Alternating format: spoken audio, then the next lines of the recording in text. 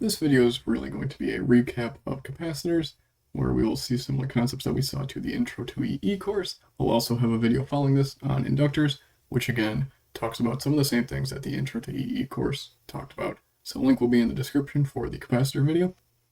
And now we can look at what we know about capacitors. Well, we know that the charge is equal to the capacitance times the voltage.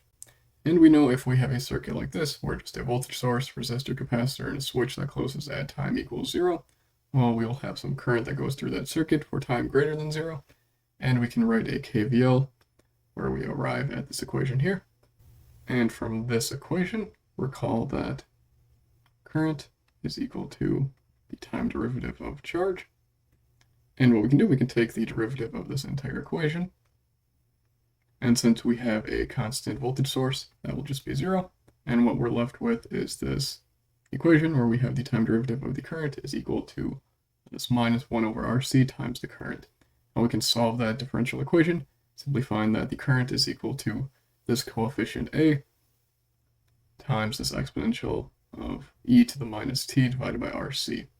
And from our initial conditions, we find that A is equal to V over R. So now we can plug in this constant to the equation above, and we arrive at the current.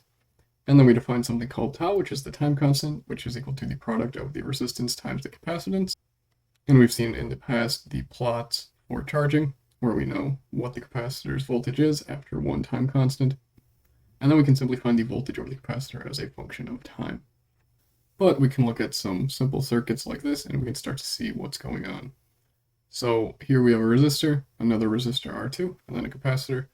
And if we care to find the voltage over that capacitor as a function of time, then we can do that by the following.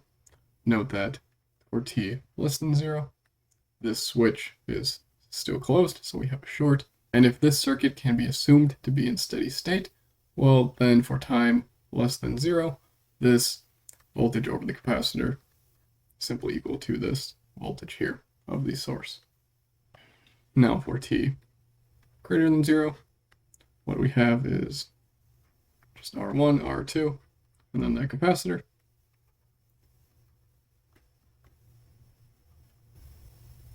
And if we do a KVL going this way, if we start with the capacitor, again we can use this equation and just say that Q over C is equal to I times R1 plus R2.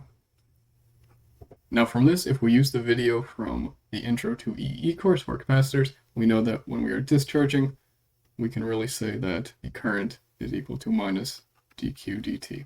And that's because the charge on the plates of the capacitor is decreasing, and we get this negative sign that pops out. And from this, we can plug this current in right here. And what we arrive at is that dq dt is equal to minus q over R1 plus R2 divided by C. Or simply that the charge as a function of time is equal to q naught e to the minus t divided by R1 plus R2 times C. And from this, we can divide by the capacitance, and we find that the voltage over the capacitance is equal to this new coefficient, which we're going to call V naught, which is equal to Q naught over C, times e to the minus t divided by R1 plus R2 times C.